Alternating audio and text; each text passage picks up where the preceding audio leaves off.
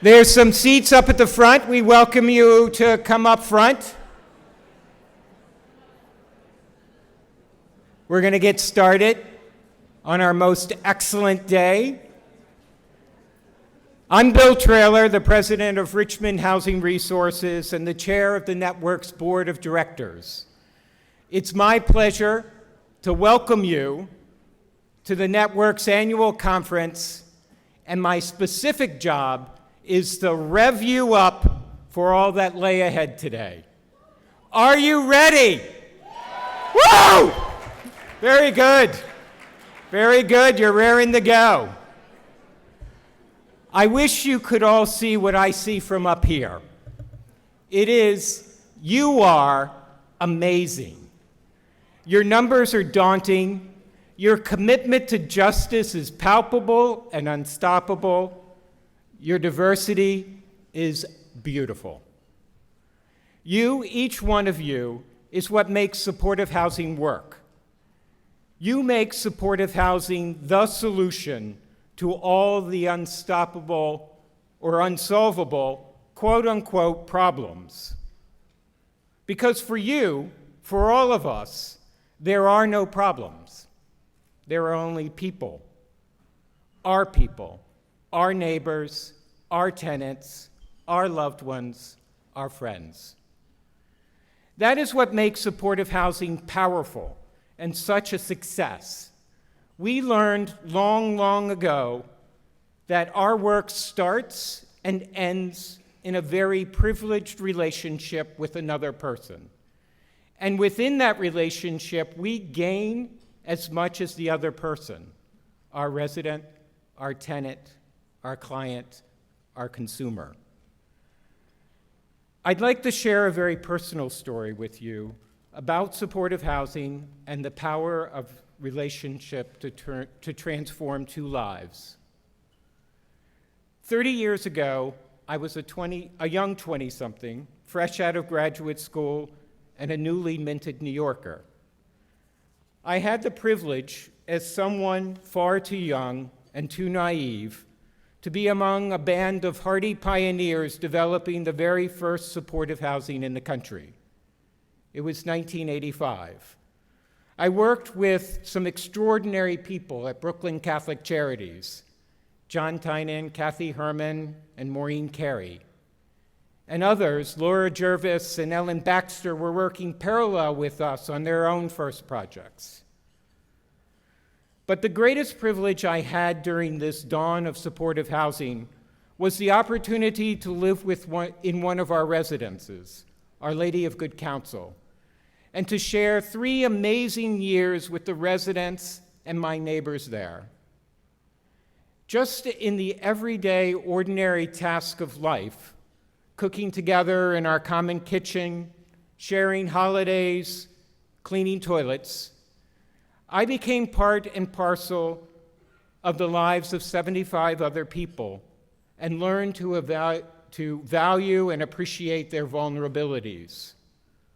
A childhood rape, a lifelong dance with substance abuse, survival crimes that led to prison.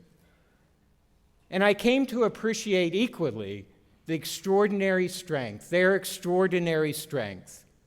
resiliency, a strong hold on hope in the future, righteous anger, joy, and humor that all emerge from these vulnerabilities in their lives.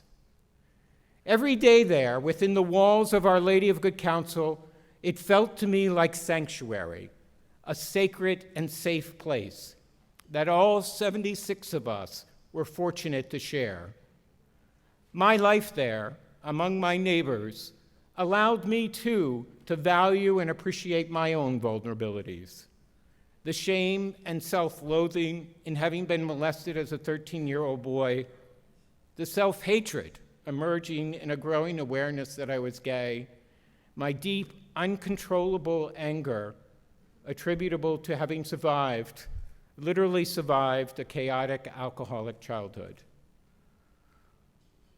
More importantly, my shared life with my neighbors allowed me to touch and to find my own strengths, passion and persistence in the face of undaunting odds, an absolute uncontrollable embrace of the joy in life, especially in its simplest moments, an ability to marvel and be constantly awed, a righteous anger.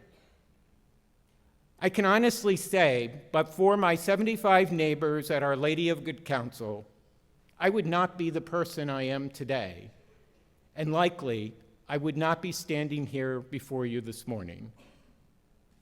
Now flash forward 30 years.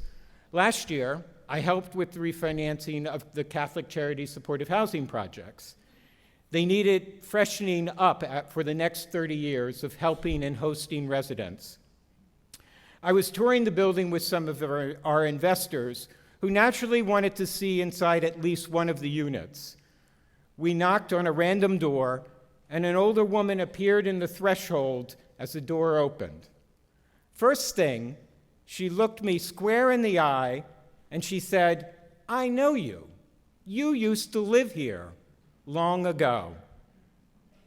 I reintroduced myself, and she as well. I'm Shirley Holly. We reminisced about the day that she moved in. She remembered February 26, 1986, from the Lexington Avenue shelter. She had finally beaten alcohol. She had been employed most of the time. It was never easy. She reconnected with family, both her kids and her sister. And then I asked her, "How's it been living here?" A broad, ecstatic smile grew on her face, and she simply said, "I love it." At that moment, as Miss Holly finished her proclamation, I knew I had come home to a place full of welcome, to a sacred and safe place, and I was home. Together, all together, we do change lives, our own and the lives of those we are privileged to encounter. And together, we can change the world for better. We are changing the world for the better, creating opportunity, building equality, and making justice for all. We will succeed because we are willing to touch our own vulnerabilities and our own hurt, then to connect with the vulnerabilities and hurt of our neighbors, and together find common strength and power. Thank you.